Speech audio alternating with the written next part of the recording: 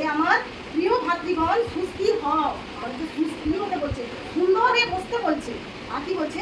নিশ্চল হও। নিশ্চল মানে একবারই নরম কাদার মতো, তোমাদের মনটা একদম সুন্দর করো। কারণ আমাদের মনের ভিতরে যে সমস্ত বাক্যকে ভরতে আসছি না, আমাদের এক সপ্তাহ আগে খালি হয়ে গেছে, সব খালি হয়ে গেছে। এই এক সপ্তাহের মধ্যে আবার ভরবো, ভরলে তবে কি তাজা থাকবো। এক সপ্তাহ আগে ভরে নিয়ে গেছিলাম বলে শক্তি ছিল গায়ের মধ্যে, দুষ্টু শয়তান কার্য করতে পারেনি। ঝুঁকছে শরীরে, কাশি দিচ্ছে, জ্বর দিচ্ছে, মাথা যন্ত্রণা দিচ্ছে, কি হচ্ছে তাতে? ও তো ক্ষণিকের মতো।